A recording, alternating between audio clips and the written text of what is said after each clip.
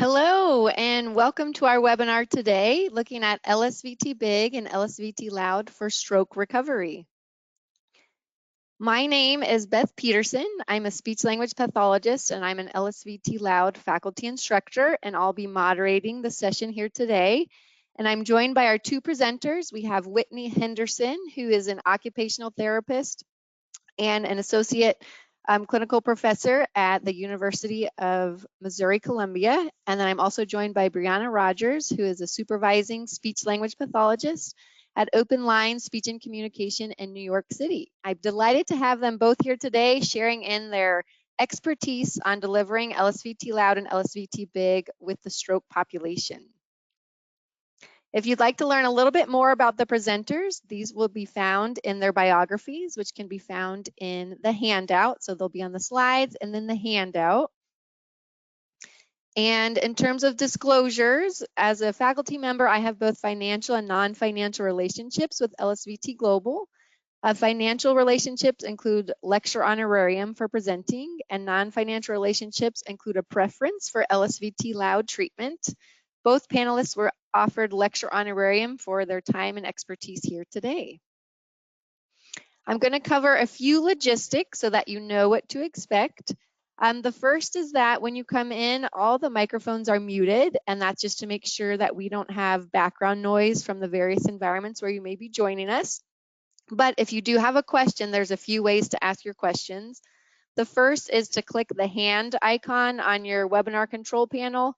Then I'll see that you have a question, and I'll call out your first and last name to let you know that I'm unmuting your microphone and you can ask your question out loud.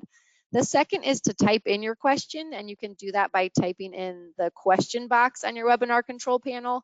Then I'll see the text of your question. I can ask that out loud, and then one of the presenters can respond to it here. And then the third way is, you can always do this, is just to email us if you think of a question after. And that's info@lsvtglobal.com. So info as in information. So info@lsvtglobal.com. And I'll put that up at the end of the presentation too. Now, I mentioned a handout. So this handout should have been emailed about an hour before the presentation. So there's a link in your reminder email where you can access this handout. It's also uploaded into the handouts tab on your webinar control panel, so you can access it that way. If for some reason you can't get it, you can always email us too, and we're happy to send over that handout. There is a survey that will pop up on the screen at the end of the webinar. It will also be sent in a follow-up email. So we do appreciate if you can take that survey. It does help us, make sure that our webinars are best tailored to the audience who's viewing them. If you're watching on demand, that survey link can be found beneath the webinar description, either on our YouTube page or underneath the actual webinar on our website.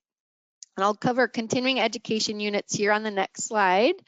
So this webinar is not ASHA or state registered for CEUs, but you could use it for self-reported CEUs if your state allows for that. So we'll send you a certificate for viewing if you're interested in that, and you'll just have to email us. If you're watching live, just email webinars@lsvtglobal.com when you finish, and then we'll verify your attendance and send you that certificate. If you're watching on demand, you'll have to complete that survey so that we know that you viewed the webinar and you'd like a certificate. And so you can just click on that link beneath the webinar description. And then again, just check with your licensing requirements for your state or national board to make sure they accept non-pre-approved CEU activities. In order to earn a certificate, you do need to attend for the full hour. In terms of learning objectives, at the end of this webinar, the hope is that attendees are able to discuss the theoretical support for using LSVT protocols for individuals who have had a stroke, also be able to identify the decision-making process to determine who may be a good candidate for LSVT Loud and LSVT Big post-stroke. Also list special considerations and adaptations for utilizing the programs with people who have had a stroke, and then also summarize the current evidence supporting LSVT Loud and LSVT Big with individuals post-stroke, and then also considerations for directions on future research. So we can see here that up to 1 billion people globally are living with a neurological disorder. And so these are from data collected in the World Health Organization report in 2007. And if you're familiar with LSVT loud or LSVT big at all, you may know that they were originally developed in research for Parkinson's, but we also see other conditions here, and stroke being one of them, and that's going to be our focus here today. And so we can see a large population also has experienced a stroke, and that number is only expected to increase as that baby boomer population continues to age. So with all these different types of neurological disorders, the need for speech, physical, and occupational therapy is only going to continue to grow. So with that, when we think of these other neurological conditions, there are some negative impacts that can occur for both communication and movement. So the next couple slides here will talk about some of those impacts and how speech, physical, and occupational therapy can help with that. So communication can be impacted by decreased intelligibility, decreased naturalness, potentially negative attitudes or discrimination around any type of voice or speech disorder, diminished engagement in communication, some non-motor symptoms, and then it can also be complex or challenging to treat kind of this complexity of this condition. With the motor symptoms and some of the mobility and activities of daily living, what we're seeing for a negative impact there could be balance problems, maybe some gait and mobility challenges, potentially some difficulty dressing, feeding, bathing, or other types of activities of daily living, fear of falling or falls, potentially reduced activity or deconditioning of the system. These can also be challenging to treat. So we're trying to find a treatment program that can work to address all these types of complexities that can occur. Now for treatment options, there's kind of 4 categories that we look at when we're working with people with neurological disorders. The first can be to restore or improve that lost function. The second would be to promote the use of residual function, so potentially using compensatory strategies to help with that. Maximizing external environments to try to optimize communication and mobility. And then the fourth would be to incorporate assistive devices for communication and movement. And so in some cases, we'll use one approach. We might use a combination of some of these, or maybe all 4 of them. When we're looking with LSVT loud and LSVT big, we're really starting and trying to restore or improve that function. Now, when we see the large number of individuals who have some type of neurological disorder, we see an opportunity to see if LSVT loud or LSVT big could potentially be applied beyond Parkinson's. If you're not familiar with the protocols, I'm just going to briefly go over what they are. So LSVT loud is a speech therapy protocol, so delivered by speech therapists. LSVT big is our occupational and physical therapy protocol. And so that's focused on helping with mobility and movement and function. These are delivered by LSVT certified therapists. So anyone who's delivering these treatments has already met the educational requirements to become a speech, physical, or occupational therapist. And then they've gone through additional training and certification workshops to be able to deliver LSVT loud or LSVT big. And so why are we looking at LSVT loud and LSVT big beyond Parkinson's? So we know that LSVT is an established treatment approach. There's been over 30 years of research to support it. So we know that it works, and it works well for Parkinson's. And so we're looking at applying it to a different population, and we would consider this kind of phase 4 research. And I'll show you the phases in just a minute here, but really trying to apply what has been done in the research lab that we know works really well, and then looking to apply it into various clinical environments and then with other populations. And it focuses on restoring that residual function and could also help facilitate motor control for communication, gait, and other activities of daily living in these other types of diagnoses. So it also incorporates principles of neuroplasticity. And if you're not familiar with that term, it's really looking at changes in the brain. So some things that help with that is intensity of practice, repetition of practice, salience, or having tasks that are motivating and meaningful to people, and then complexity, so making sure that we're always kind of challenging our clients. Also, we're looking at motor learning techniques that are incorporated, so that kind of blocked practice, so again with those repetitions, sequential, so progressing, and then also incorporating some random practice. And then we also have teaching techniques to help with that extrinsic feedback, such as modeling the behaviors we want to change, shaping the productions into healthy vocal and healthy movement productions, driving high effort to get the changes that we want to see, and then stabilizing that good loud voice and those good control and bigger movements, and so that those kinds of changes that we see in the treatment room can last over time. It also promotes intrinsic feedback by using calibration. So we're calibrating our clients to help reset their internal motor programs. So resetting them to understand the amount of effort and what it feels like to use the louder voice or use those bigger movements and have kind of that internal feedback. And so they're not relying on their therapist all the time, but so that they can take it outside of the treatment room. So we're really trying to generalize that louder voice and that bigger movement outside of treatment and have it last over time. So there's some key concepts with LSVT loud and LSVT big that can apply to a range of neurological disorders. The first is the target. So we're looking at increasing amplitude, either loudness or bigness. And with that, we see a spread of effects. So not only are clients getting louder or bigger, but with loud, they're also improving breath support, better mouth opening, increased intonation, and better articulation and rate. With LSVT big, we're seeing improvements in balance and gait, endurance, posture, stability. So not only are we just able to focus on one target, but people are getting louder and bigger in a healthy way, not overly loud or overly big, but they're also kind of spreading the effects to the entire system through that one target. The mode is intensive and high effort, and you heard about how that can help with neuroplasticity or those actual changes at the neural level or at the brain. And so the treatments are delivered one-on-one with your therapist. There's 16 sessions in a month, so 4 times a week for 4 weeks. Each session is an hour long, and with that, we also have daily homework and carryover exercises. So we're really working on that intensity and high effort within treatment sessions and then also across all treatment sessions. And then that third component is that calibration, which again is addressing generalizing that new louder voice and new bigger movements or control of the voice and control of movement outside of the treatment room so that it will last over time. I just want to briefly share the research with you so you can see that journey from the invention of the treatment to the scale up and where we are today. So as I mentioned, if we look in that phase 3, that's where really the efficacy of treatment was occurring.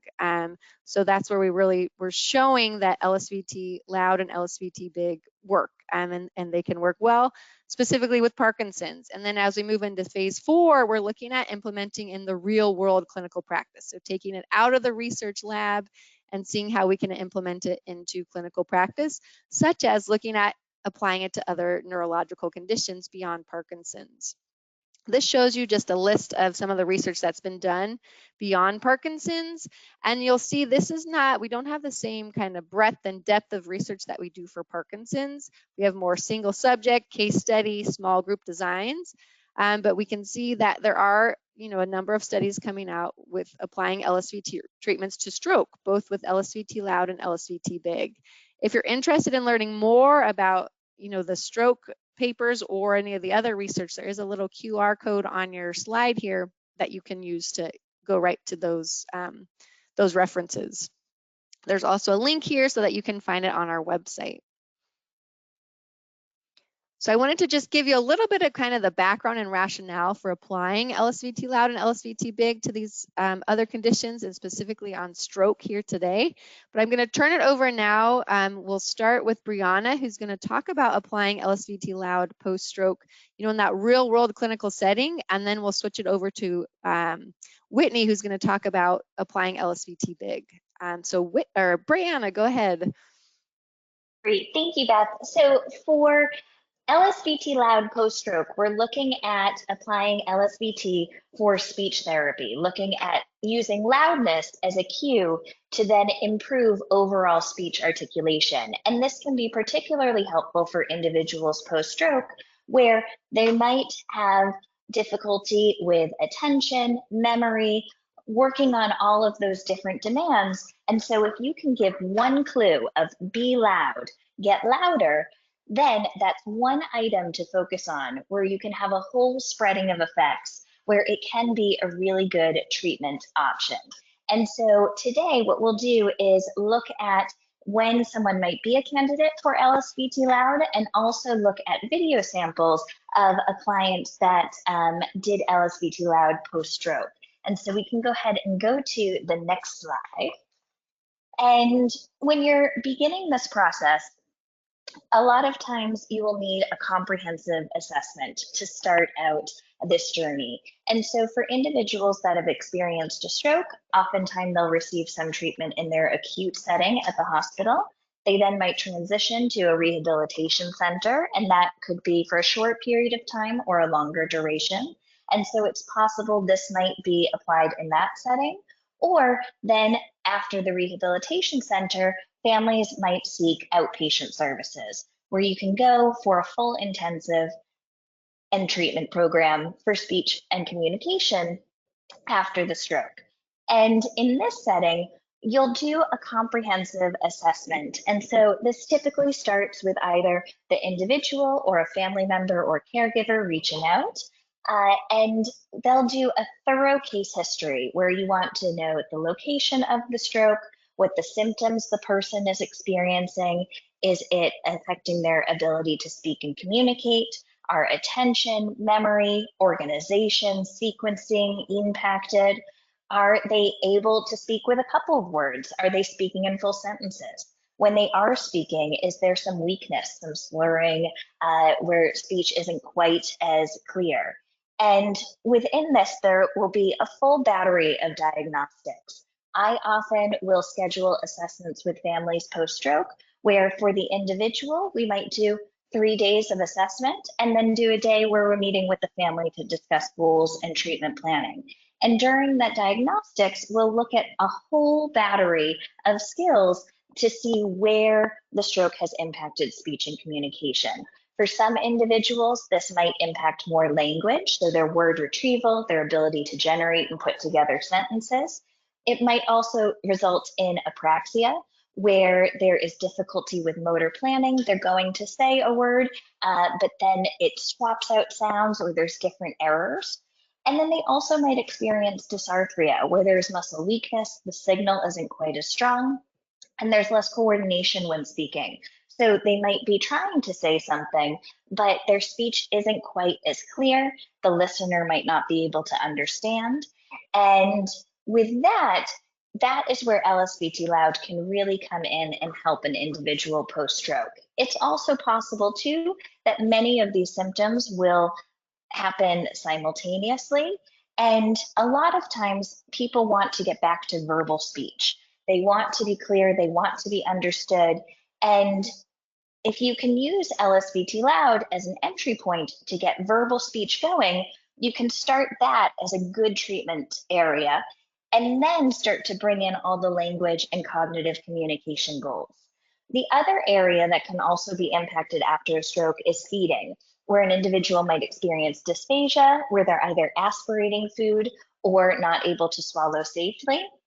And so there's feeding exercises you can do, but there can also be some crossover results from LSVT Loud to the spreading of effects. And so during that comprehensive assessment where they're doing a battery of tests to see all of these different areas that may have been impacted, your clinician should also do stimulability testing. And during this phase for LSVT Loud, it will begin with having some baseline data, having the client say, ah, getting to see what their loudness levels are, what their vocal quality is, what the duration was so that you can see that coordination, and then giving that cue to be louder.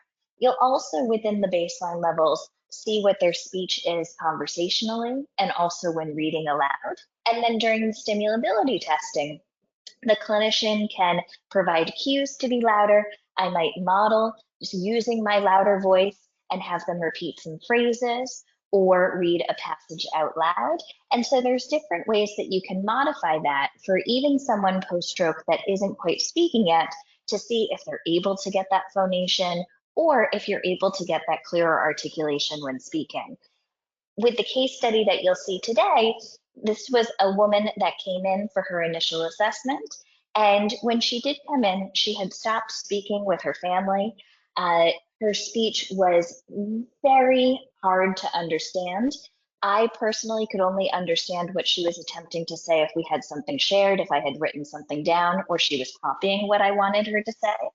And so her overall articulation was reduced, and this was very discouraging to her, where she then wasn't motivated to try and speak because people weren't able to understand her.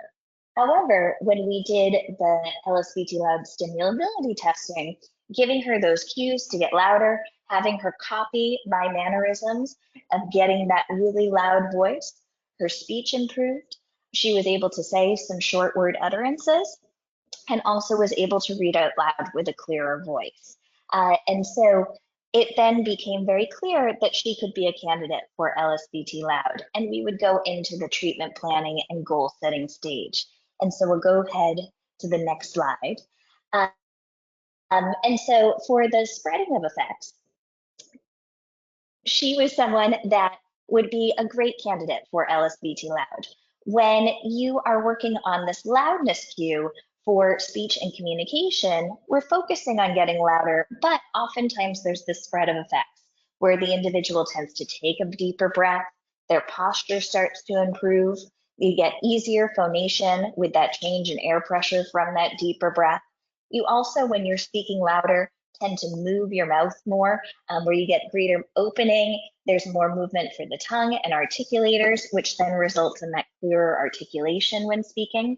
And there can also be some crossover effects to feeding, where with that better posture, it's helping with swallow safety. There's also better hyolaryngeal movement. The larynx is right next to the esophagus. And so with feeding after a stroke, it's often possible if someone is experiencing dysphagia that food will start to slip into the airway instead of into the esophagus.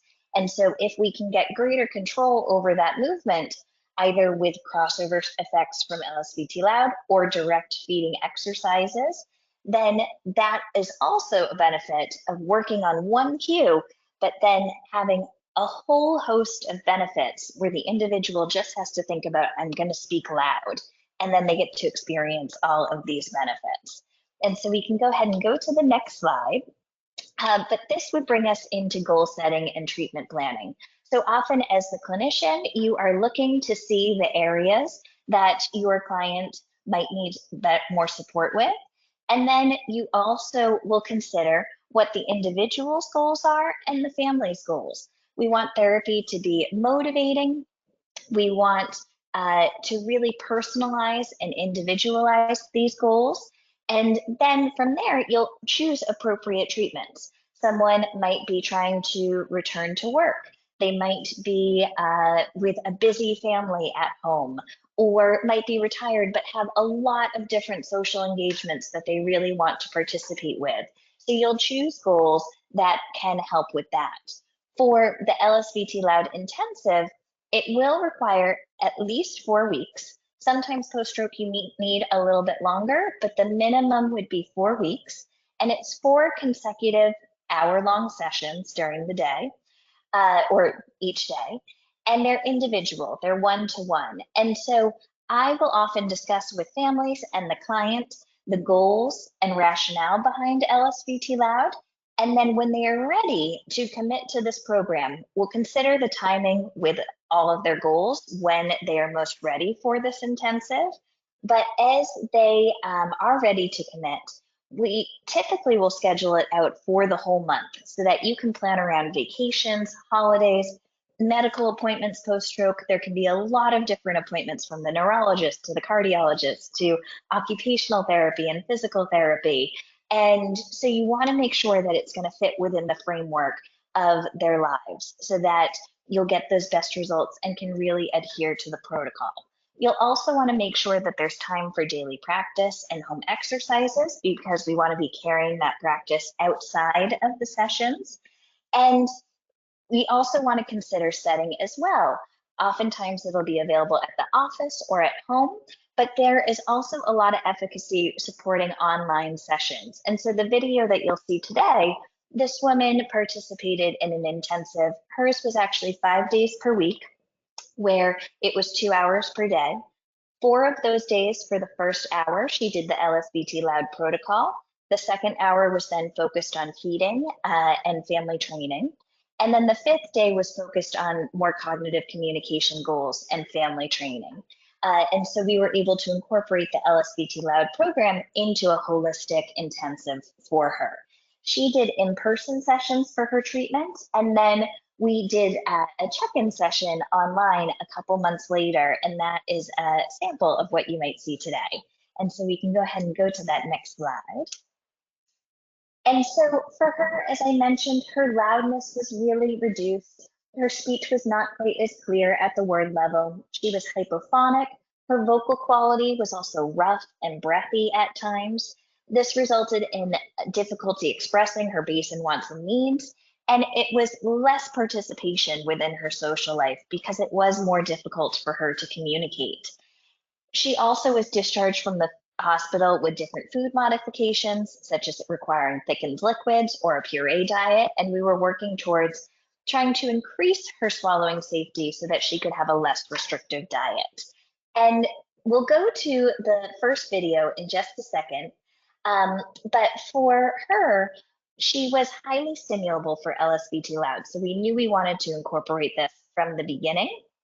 And with LSVT Loud for speech therapy, it'll start with a series of exercises where you are strengthening that voice, focusing on loudness to get that better coordination. And there is a lot of repetition within these tasks. So we'll do ahs, we'll go to highs and lows to get that pitch range in. And then we also developed functional phrases that were personalized for her. This is typically the first 30 minutes of the session. And for someone post-stroke, often you might need some setup to really ground their attention so that they know exactly what to expect from the session. So in this first video, you'll see that I'm outlining my goals for her right from the beginning, what the session is going to look like. The second half of the session will also have hierarchy practice. The first week is usually at words, and then it progresses where by the 4th week you're doing conversation. Since this was a maintenance session, we'll be working on conversation, and then I'll talk through as we go through these videos, but we can go ahead and start that first video.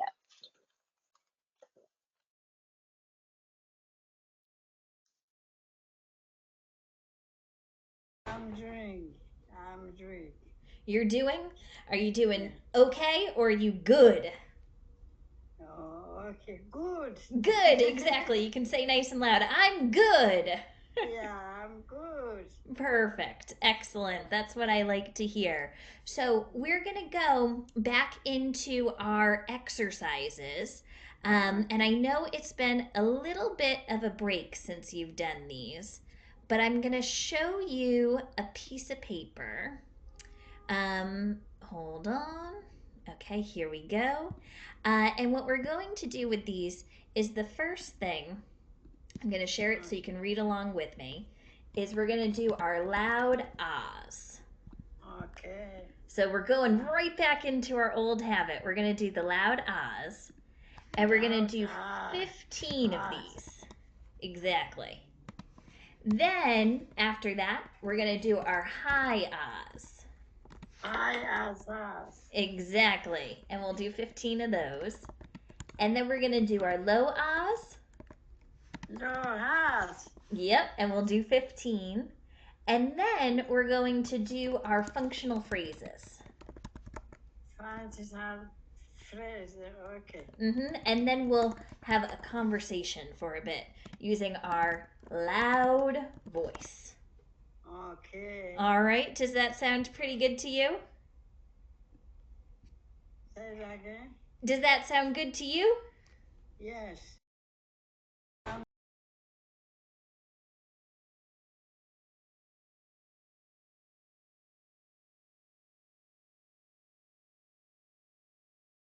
So in that video, you can see that we are outlining the expectations. For her, auditory comprehension was reduced, and she also had difficulty with sight. So I made the text really large, and we took a multi-sensory approach of having her listen to my voice while also being able to read the instructions. And we would go and check off the list as we were going through the sessions so that it was fully accessible to her.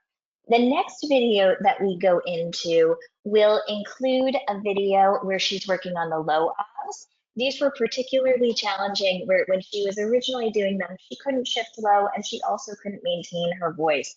It would drop out, it would get very soft or be non-audible.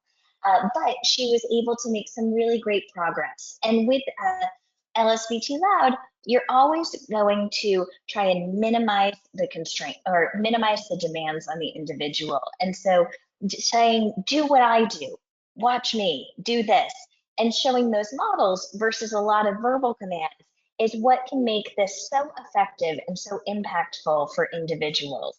And so I'll let you go ahead and watch now this next video.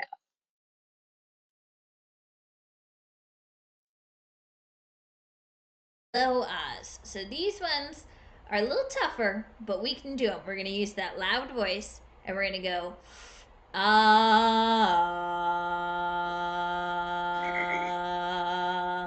Go ahead.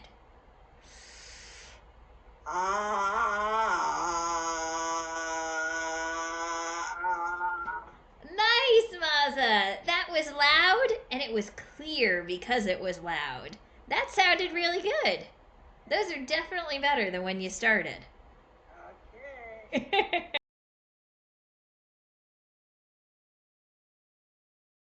So in that video, I'm modeling for her. She's been copying and doing a beautiful job with her phonation. And then as we go into the next couple of videos, what you'll notice is we really want to have that intensive high effort. So for those ahs, she was doing 15 of each. We're training that healthy vocal loudness and we're getting a lot of repetition in. But then we also want it to be salient. The functional phrases that she is going to work on, we worked on them in both English and Amharic because she was bilingual. And they were phrases that were going to be helpful for her in her day-to-day. So it was very specific. I'm also providing a lot of calibration for her of understanding what that loudness level is. And so for individuals, you might use kind of hand gestures to show whether they're doing a small effort, a medium effort, or a big effort. They might rate it on a scale of 1 to 10, but you'll find what works best for that individual. And so this next video is going to show her working on those functional phrases where I model in Amharic and then she repeats after me. She also had a sheet listed with those with the phrases in the Amharic alphabet in front of her as well. And so we can go ahead and start this next video. All right, so we did a set in English. We're going to do them in Amharic now too. Okay. All right, so look at the piece of paper if you need them. But we're going to start with Ishi Turuno. Ishituru. Nice, that was loud. That was sounding really good. When you're loud, it sounds so clear. Everybody's going to be able to hear you and know what you're saying. Okay. Try it again. Next one, we're going to say Buna Tatalo. Bunatatalo. Nice. That was nice and clear. You have beautiful Amharic. I'm going to butcher it over here. Next one, you're going to do Wuatatalo. Watatalo. Yes, nice loud voice. All right, this one's my favorite one. You ready? Anunkasakasalo. Enkisakisalo. Yes. Nice job. All right, this one is tough for me, but I think you can do it. It's Enid. Enid. Good. That one sounded much better coming from you. All right, here we go. Up next is Course Anubla. Kursanura. Very nice. And then Mesa Anubla. Mizanura. You're sounding nice and loud. That is a good loud voice.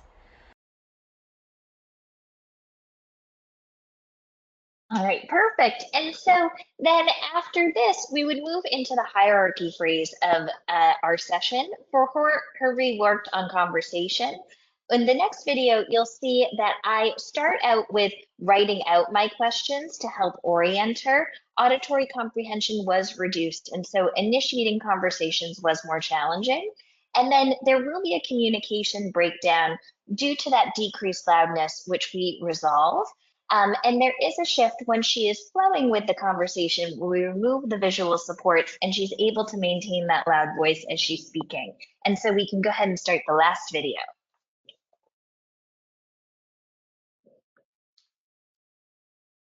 How was the trip back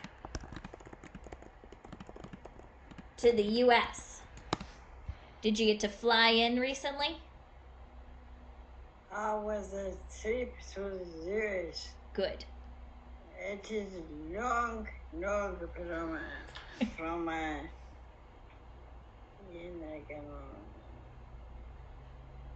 It is long. How many hours is it to get back here?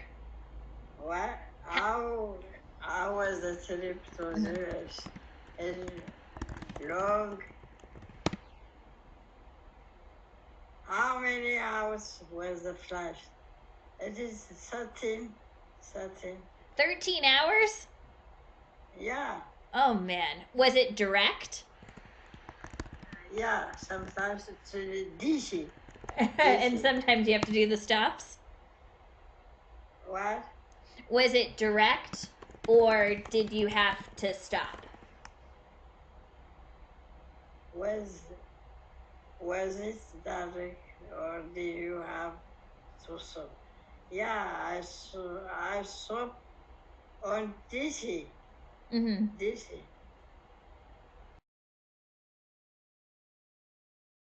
So within that video, she then goes on to say, we clarified that she meant to say that she was stopping in Washington, D.C.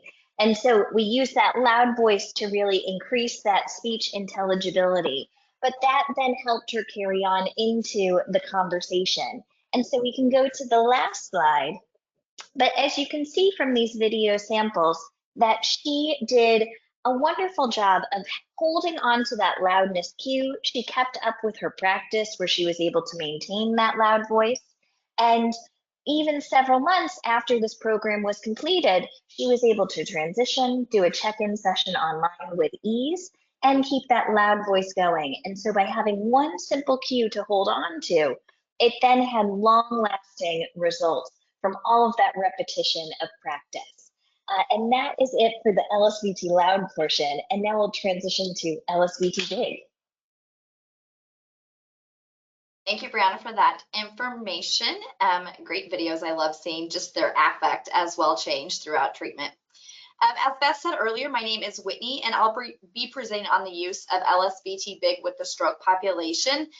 Beth also mentioned too that LSVT big can be delivered by OT and PT, and I will probably be delivering a bit more of a perspective from an OT viewpoint, just because that is where my background is. So if some things sound a little bit unfamiliar in terms of the assessments, then just know that's a little bit more from an OT perspective.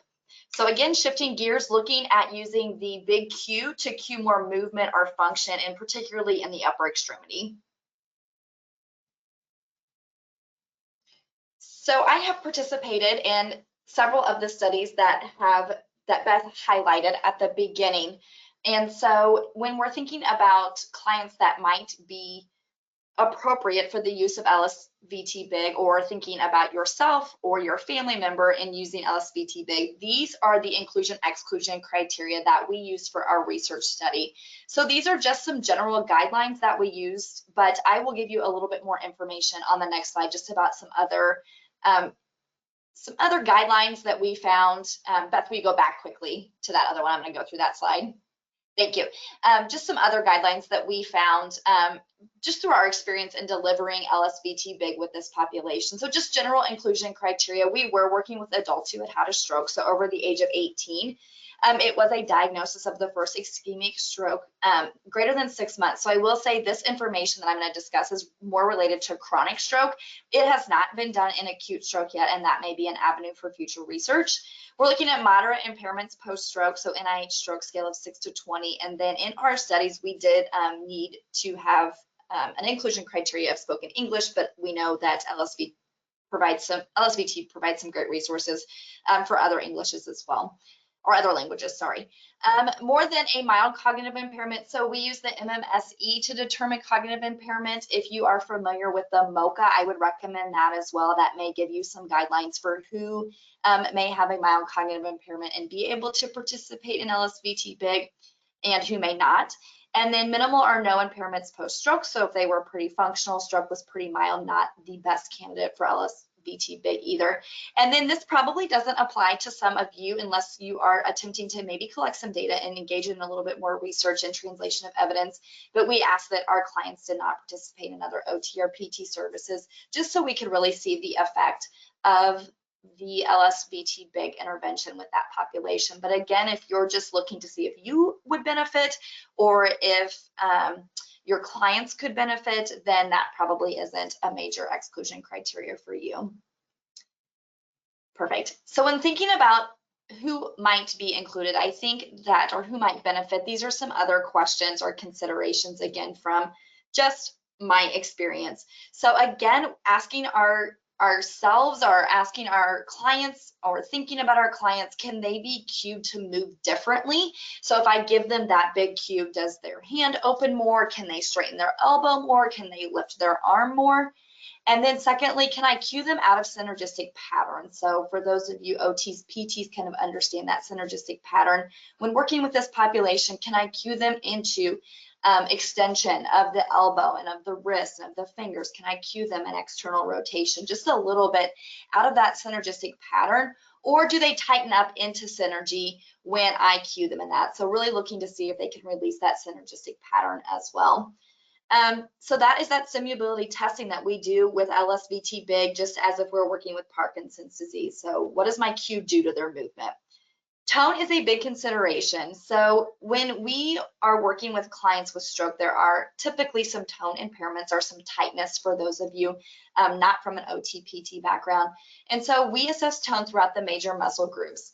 And so most of the individuals that we worked with in our studies had a score of 1 or 2 on the modified Ashworth scale, which really indicates mild or moderate tone or tightness throughout that upper extremity. We had a couple of participants that had 3 in some muscle groups indicating severe tone. And I will tell you that those clients did experience improvements, but not as significant as some of our other participants that had less tone. So therefore, from my personal experience, my belief is it truly works well for those individuals that have pretty mild tone. If they have some muscle groups that have more moderate tone than mild tone, so if we're thinking about the entire upper extremity or entire lower extremity, and they have more moderate tone than mild tone, then I would use it pretty cautiously.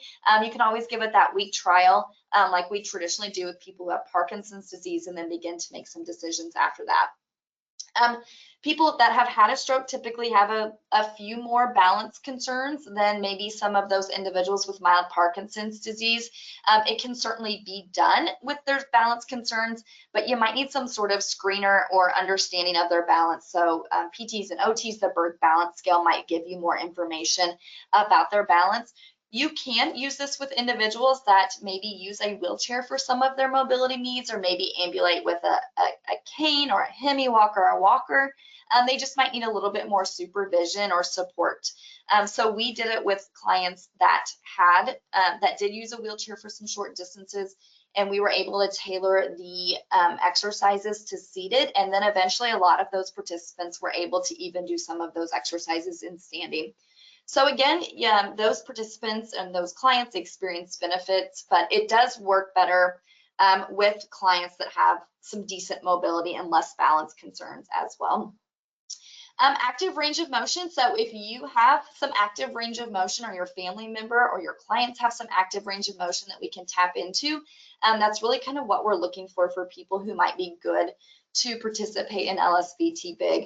So you don't need a lot of range of motion. We didn't have any range of motion requirements. Our clients did not have functional range of motion. It was not within normal limits in that upper extremity, but they were still able to activate their arm in some way. So my preference as an OT that has experience kind of doing this with this population is that I always look for a little bit more proximal movement than distal movement. So proximal movement, if they had some shoulder flexions, shoulder abduction to about 45 degrees to 90 degrees. I was super excited and interested in seeing if I could apply LSVT big to those individuals.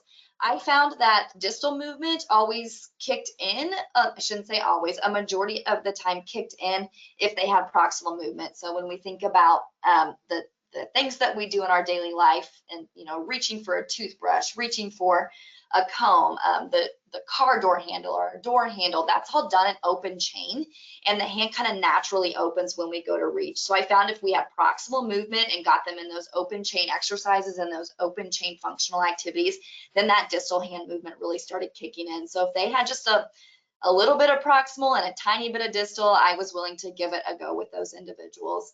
And then transportation, always an issue. We were looking at feasibilities in retention and adherent rates, and I think transportation is crucial. A lot of people after a stroke are unable to drive, maybe because of visual impairments or weakness or tone, and so needing that caregiver support to be able to get to a clinic 4 days a week. So thinking about who it might work with, again, we did stimulability testing just to see. And so this is an example of I gave a cue. How did she look with movement with that big cue?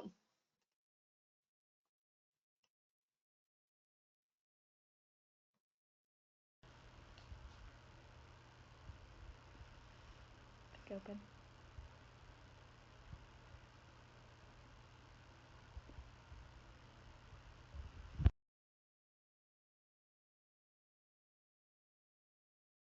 So you all did not see her movement beforehand. I have worked with this client for several semesters. I teach at a school, so we kind of go on the semester's time frame. So I worked with her for several semesters, and one of the biggest limitations was that thumb was super tight in her hand. It kind of promoted that tone, that grasp reflex. So I felt like if I could just get her thumb out of the palm of her hand, she would be able to move more functionally. And so we were able to kind of cue her big, and do some repetition with it, and you'll notice how much range of motion that thumb has, how it's able to get outside of the palm and kind of stay outside of the palm as she goes through that stimulability testing. So we got pretty excited when a cue like that was able to make her move differently. So if you are a PT or OT on the call, I just want to briefly talk about evaluation. Again, if you're a client or a family member, this might be some of the assessments that you participate in as you kind of start your LSVT big journey. So I do want to highlight the importance of outcome selection. I just helped write the PD, Parkinson's Disease Practice Guidelines for the American Occupational Therapy Association.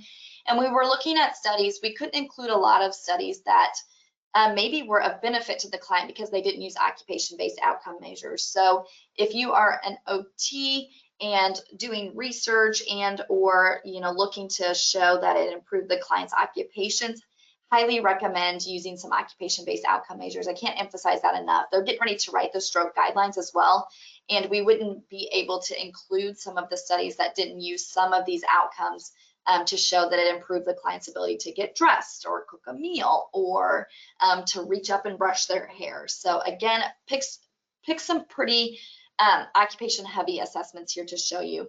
So for occupational performance, this is really important for goal setting because we want the client to work on tasks that are salient and specific to them. That ties into those motor learning principles discussed earlier. So we use the Canadian Occupational Performance Measure to do that. Also love using the goal attainment scale where the client picks their goals and rates their goals, and the activity card sort is also a really nice assessment for particularly for individuals that have a hard time coming up with functional goals, and or sometimes that works really well for older adults as well that maybe have had a stroke. Obviously, we want to see their clients do tasks, and so these are some of my favorite performance-based assessments that allow you to look at their task. I do like the performance assessment of self-care skills. It has 26 items, but you can pick 2 or 3 items that are either most relevant or most meaningful to the client to look at those. I've used the taking out garbage, the making the bed, the getting dressed. There's a cooking task on there as well. I will say if you have a pretty high level client, or if you are an individual that moves fairly well, you may ceiling out on that assessment in particular. So that may present a little bit of challenges with your higher level clients with a CBA. Some other assessments that might work well are the AMPS, or the Klein-Bell Activities of Daily Living. I did put 3 stars by the AMPS because I do know that you have to be trained to do that, and not everyone is trained. The Klein-Bell also does a nice breakdown of some daily living tasks as well. If you're looking at upper extremity performance, so just motor performance, how well do they move, maybe not always in the context of an occupation, the Wolf Motor Function Test. We use the modified Ashworth scale for tone, range of motion, and I will say I put manual muscle testing here, but I don't typically do manual muscle testing, especially if they have tone. So if your client has a lot of tone, manual muscle testing isn't going to be of that much benefit to you, because you're likely assessing tone strength and not true strength, because underneath tone is weakness. And so that may be one you can kind of skip out on if they have a lot of tone. If they don't have a lot of tone, go for it, manual muscle test. Some other nice potential assessments for upper extremity function. Motor function is the Jepson-Taylor test of hand function that looks at that motor function within some daily tasks. The Chodocki arm and hand inventory also looks at arm use within functional tasks. And one thing I really like about this one is that you rate the client on how well they incorporate the affected upper extremity into the task. So with a lot of our clients that have had a stroke, they typically have learned non-use fairly quickly, and it's a compensatory strategy of the brain as it heals, and we want them to be independent and safe at home, so that you could see changes on if that arm is automatically engaged in the task more after the intervention. A lot of quality of life assessments out there as well. We want to know that this intervention is making a difference in terms of their quality of life, their psychosocial well-being.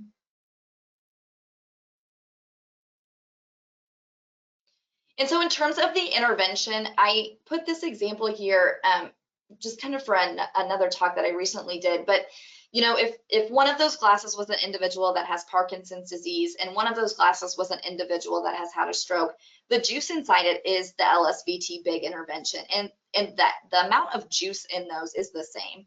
So in terms of what does the intervention look like, the LSVT big intervention didn't require a significant amount of modification for individuals that have had a stroke. You still did the exercises, you still graded the exercises, you still did the components of functional tasks, we still did hierarchy tasks, they still did all of the homework. So the intervention really just looked very, very, very similar. And then I just have a video of us cueing this client to move in one of her functional tasks. She was a restaurant owner reaching into cabinets for cans and other items. You're ready. Big hand, big squeeze. Big elbow, big elbow, big elbow, big elbow. Big open. Good. Look at that thumb. Look at that.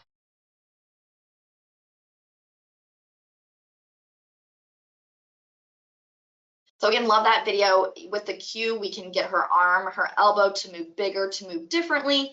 And with the same cue, she's able to open her hand really, really well and release that hand or release that can in that task.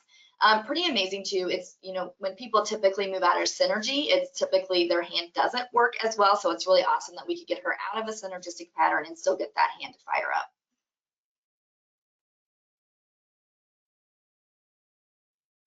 I won't talk much here just for time purposes so we can get to some of the other videos. I talked a little bit about the similarities already. So the evaluation looks the same whether you're doing it with PD or stroke. The only major difference in the PD and stroke evaluation may be just a few different assessments. There's some nice assessments out there that are more tailored to Parkinson's disease in terms of quality of life and stage of Parkinson's disease versus stroke. So there might be a few differences in assessments, but we still want to know what the client's goals are, how they perform occupations, and what they look like when they move.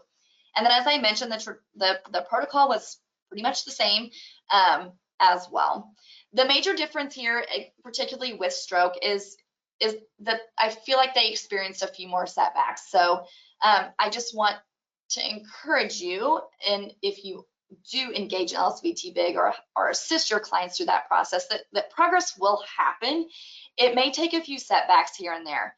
And I found that was due to fatigue, because individuals with stroke are not used to moving their affected upper or lower extremity in that intensive of therapy.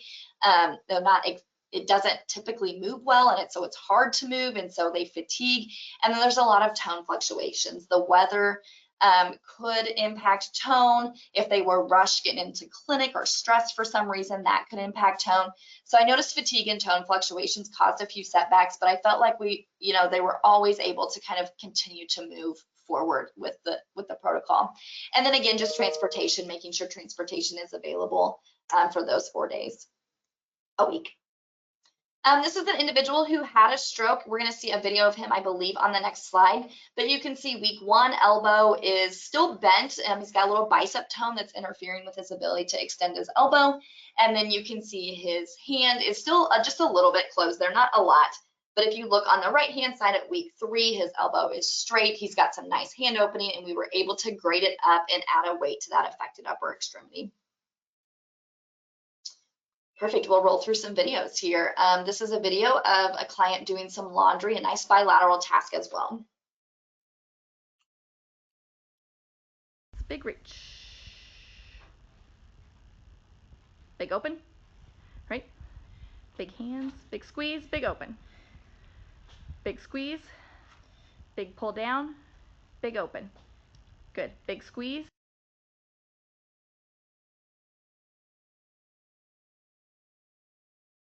Just some further information on that client. Again, you can see she's opening and closing that upper or the hand nice and big.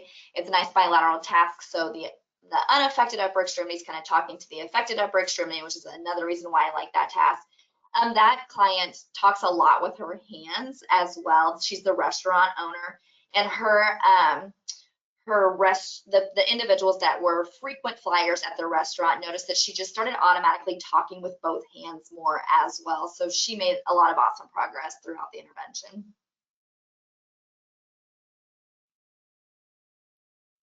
This video is of the same gentleman that you just saw a picture of, and this is week 1 of the exercises.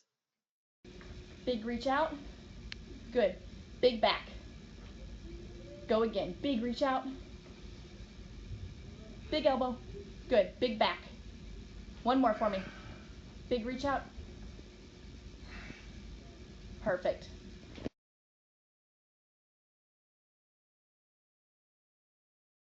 So you can see on that video, a little slow to move, a lot of effort to move, a little pain to move. And then let's see what he looks like in action on the week 3.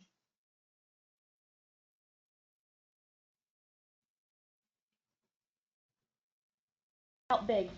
Out big. Good. Back big. Big elbow out. Good. Back big. Big out.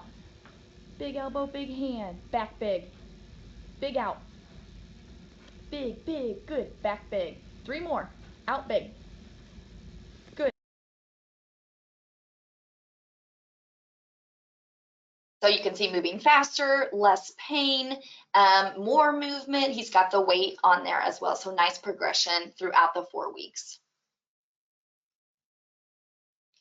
And this final video, I'll give you a little bit of background. The same gentleman here, that knife is not very sharp, so he's having to actually work pretty hard to cut these vegetables. He was a chef prior to his stroke, and you can see how he just kind of cueing him big. I don't cue a lot in the video. I kind of just let him go to work. But even in those small kind of fine motor movements, using a bigger movement, and you can see how he's really able to cut fairly nicely here.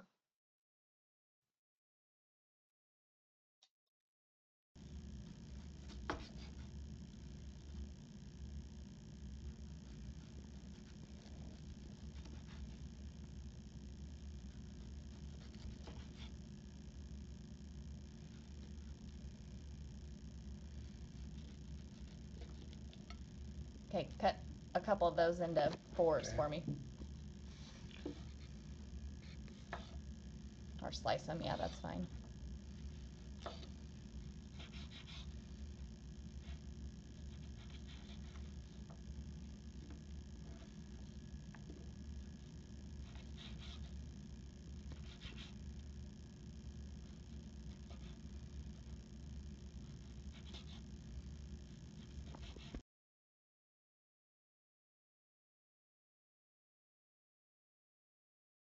So you can see some nice smooth cuts there. That's his dominant hand doing a very skilled task with the cutting. I'll quickly kind of roll through surprises and some qualitative information here just because I know we're tight on time.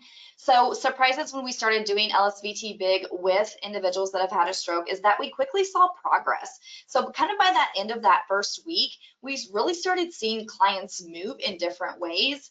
And even though I feel like day 3, we maybe saw a little bit of setback just because they were so fatigued, but kind of by the end, day 3, day 4, we were starting to see just a tiny bit of progress in the way that they move. And what was awesome about that is then that got buy-in. So they were here for the long haul.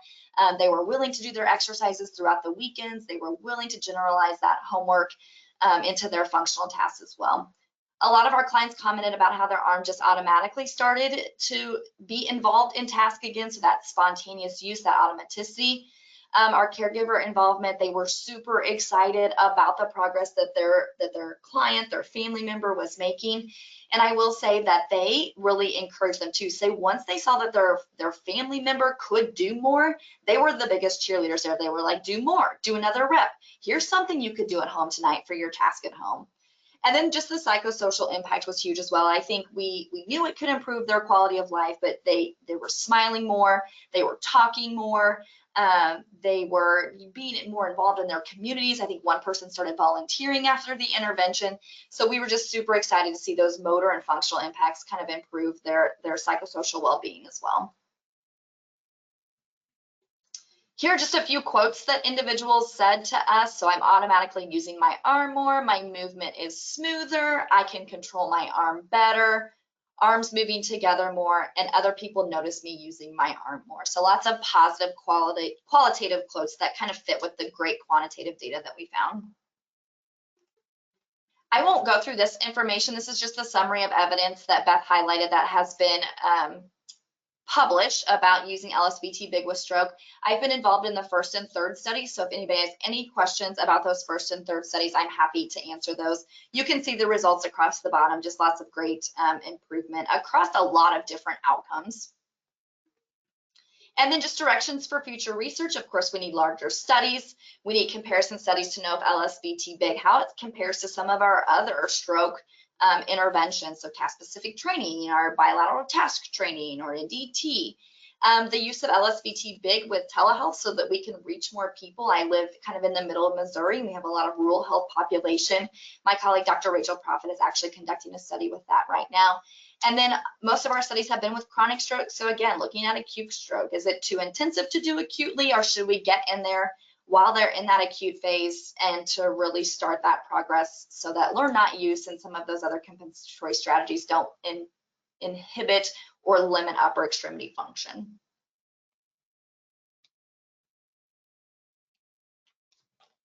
All right, well, big thank you to Whitney and Brianna for really showing us some great real world examples of applying LSVT treatments to stroke. So that was really great to see. So thanks for sharing that.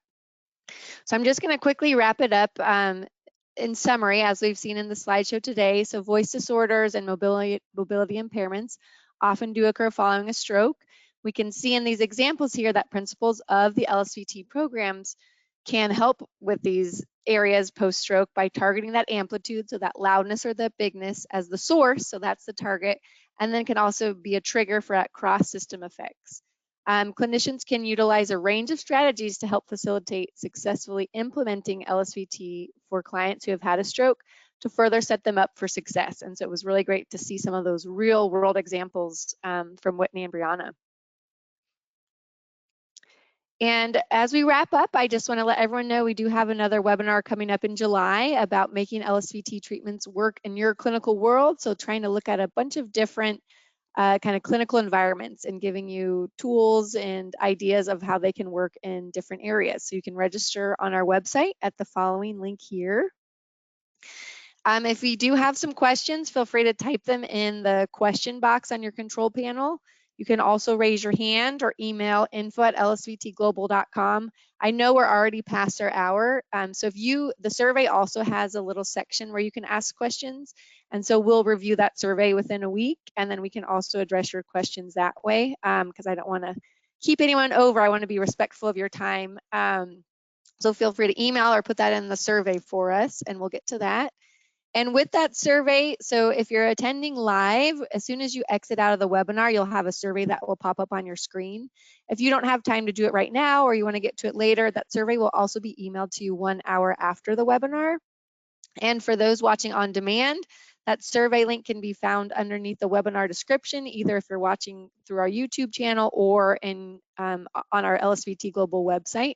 If you can't find that link, you can always feel free to email us and we'll send you that, that link. If you are watching on demand, you do need to take that survey. It is required in order to get a certificate. If you're watching live and you would like a certificate, you'll just have to email us once you've finished the webinar here today, and then we'll email you a certificate within 2 weeks of the of today. And the survey should only take about 5 minutes or less to complete. So I do want to give a big thank you to Brianna and Whitney for presenting with us. Again, it's just so great to see it applied in their different environments here and sharing some of those videos and insights. So we're very grateful for that. And thank you to everyone in the audience for being with us and learning about applying LSVT to stroke. I did see one question come through that I'll go ahead and address. And then if others have questions, again, feel free to email us or type it in the survey. We'd love to get to your questions and we'll make sure that we do that. I don't want to keep people too long. If you are attending live and you need to sign off, feel free to sign off. You know, it will count towards credit towards being here for the full hour because I know we're at the top of the hour here. And so this question is actually about Parkinson's, and this is about motivating people. So this person has a family member with Parkinson's and some cognitive issues, and his speech has greatly decreased with very limited interactions. He's a good listener, but his responses are limited, and he seems content with this, and I believe it's his lack of insight into his condition and function. So they're looking for any suggestions to motivate him to engage in treatment to improve his speech. So I can start with this, and then Brianna, if you have anything to add, feel free to do that. But a big thing, you kind of hit the nail on the head with this person not knowing that their speech is maybe limited or they're having decreased interactions. With Parkinson's, we are seeing that sensory impairment. So just like people may be softer in their speech, but they don't realize it. So the same thing is happening with overall just communication. So he may not be realizing that his speech is limited and his interactions are more limited. So as part of the evaluation, we actually ask questions about that. We say things like, is there anything that you've stopped doing because of your Parkinson's? And we don't even necessarily put it towards speech, but a lot of times we see that it is because of that. Oh, you know, people don't really engage with me, or no one, you know, no one's talking to me anymore, or I'm just not comfortable there, or something with communication. And so sometimes just helping them see, you know, well, why don't you think they're engaging with you anymore? Or why aren't they nodding along with you? And then it might help them see, oh, you know, maybe they don't hear and understand me as much. So sometimes just bringing that awareness is kind of the first step. And then I think it was Whitney who was saying at the end with LSVT big, but we also see with LSVT loud, people get motivated right away when they see that improvement. So a lot of times, even in that evaluation, when we do stimulability testing or early on in the first week of treatment, when people see that they can make those improvements, they're very motivated. And that's why part of the reason we have what are called carryover assignments, where with LSVT loud, they have an assignment to use their loud voice in some type of situation that's occurring outside of treatment. So it might be, you know, you have a support group meeting today. I want you to say hello in your loud voice to everyone at your support group meeting. And then the next day they come into treatment and you ask, how did that go? And hopefully they'll say something like, oh, everyone heard me, or everyone said hello. A lot of times they don't even look up. So when we see these interactions and our patients are seeing the difference it makes right away, a lot of times they become very motivated. So I would say the first part of this is really just that awareness. And because of that sensory component with Parkinson's, they don't realize that their speech is too soft or that they are having, you know, more limited interactions until we point that out. And then we work with them on how they can improve that. And that's part of that calibration element too. Your voice is softer, which is making people not be able to hear and understand you. We're going to help you get louder and be comfortable with that louder voice so that people can hear and understand you. And then the second part just being, once they actually do it and they see the impact, then that makes them very motivated as well. And Brianna, I don't know if you had anything to add to that. That was perfect. The only other item that I would add is that individuals with Parkinson can sometimes have low affect. And so when you are speaking with them about what you're noticing, they might not seem as interested, but that's actually part of the sensory component when they are speaking. And so as they go through the LSVT loud treatment or even come in for that first assessment, and they get that loudness cue to really expand that intonation, you'll notice mood start to shift. There's more expression within their speech. And so that also sometimes can be, it's not that they're not interested, but the sensory component is limiting their ability to express that before participating in a program to rebuild those skills. Great. Yep. Thanks. That's a great addition, Brianna. Okay. And I think that's the only one I saw come in during the presentation. So we can go ahead and wrap it up. But if you have questions, again, feel free to email or put it in the survey and we'll be happy to get back to you. So again, just a big thank you to our presenters, Brianna and Whitney. Thank you for being here today. And thank you to everyone in our audience for joining us. We hope that you'll join us for another webinar in the future. All right. Bye. Thank you. Bye.